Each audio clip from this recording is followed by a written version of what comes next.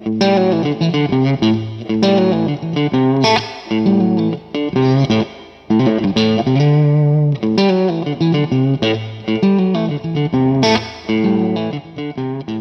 back today talking about the Sigma 24-70 F2.8 ART lens, and yeah, we're focusing on video today to see how it performs.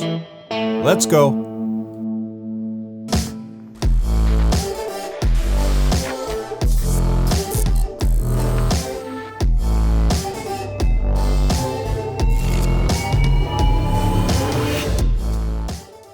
Welcome back, guys. We're doing another video today with the Sigma 24-70 F2.8 ART, and this time we're going to be focusing on video.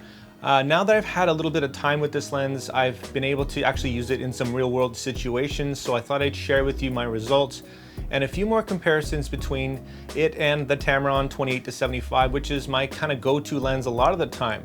I'm filming on it right now so you guys have an idea, and I have tried to kind of put it through some tests that might be a little bit difficult for it, just to see what this thing really can do. So let's jump into a few things, but first, if you guys haven't seen my first video, my first impressions, check that one out. I haven't had a perfect experience with this lens. I have had some image quality issues, which I have been in touch with Sigma, and we're trying to figure that out right now. So my full in-depth review might be just a little bit longer than typical, so keep an eye out for that. But for video today, I just wanted to kind of show you guys what I have been doing with this thing and my experience with it in general. If this is the first time you've seen one of my videos, guys, my name's Stefan Malik, and I do a lot of photography and filmmaking news reviews and tutorials. So if you enjoy this video and this content, consider hitting that like and subscribe button. And of course, make sure you don't miss my full in-depth review of this lens. Let's check out a few tests.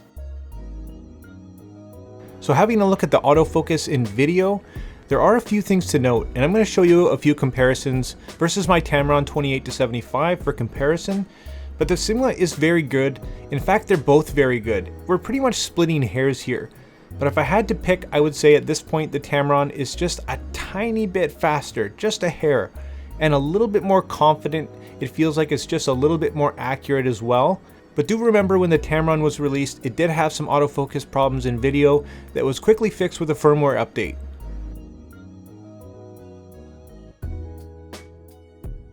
Also, as you'd expect, both of these lenses' autofocus systems are nearly silent. Now, if you are somebody who does a lot of video and does work with gimbals, keep in mind that the Sigma is significantly heavier than the Tamron, so it might struggle a bit in this regard. Next, when it comes to manual focus, there's definitely a clear winner here, and that's the Sigma. Just the build of this lens makes it better for video than the Tamron. The Sigma's focus ring is right where it should be, at the front. It's also nice and grippy and intuitive, and has a very short throw. The Tamron, however, is completely reversed. I personally never feel very confident when it comes to manual focus with the Tamron, and if you are, you're going to have to do several revolutions for the most part. For manual focus in video, the Sigma kills the Tamron. Also, when it comes to focus breathing, neither of these lenses suffer too badly, but the Sigma is going to be just a little bit better. So I've used this Sigma 24-70 now in quite a few different situations, in good light, in bad light, and it hasn't really let me down. Sure, it's had some hiccups as with any lens when you're pushing the limits, but it just has a smoothness to it. It's completely silent. It's really a fantastic performer.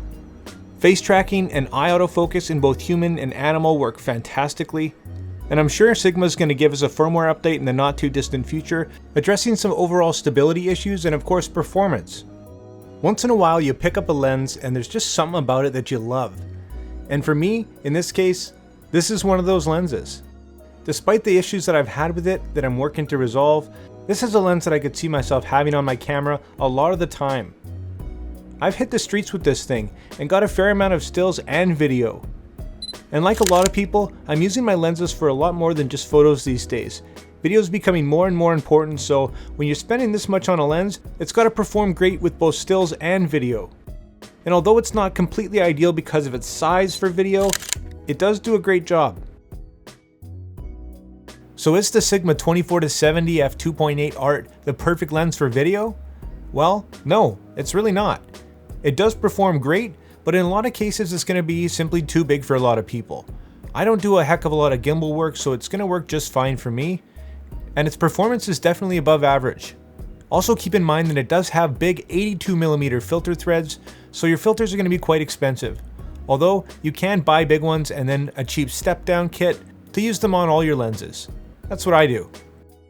Remember to keep an eye out for my full in-depth review coming up, where I will address some of the issues that I've had with this lens and ultimately the outcome.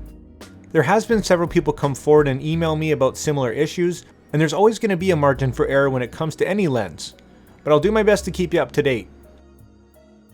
Okay, so wrapping up, what do I really think about this lens so far in terms of video? I think it's quite capable, and I definitely prefer it over the Tamron 28-75. Now, in terms of value, it is more expensive, and so in my full in-depth review, there's going to be a lot more information on what I really think between the two, and it's really too early for me to actually tell you all the stuff because I really haven't used it for that long. Really, nobody has, so keep an eye out for that. And I hope you liked this video, guys, and if you did, consider hitting that like and subscribe button, and drop your questions and comments down below, of course. And if you're considering buying this lens, if you want to pick it up, I will leave an affiliate link for you as well. And like always, make mistakes, be yourself, and get out there and take some more pictures. See you in the next one.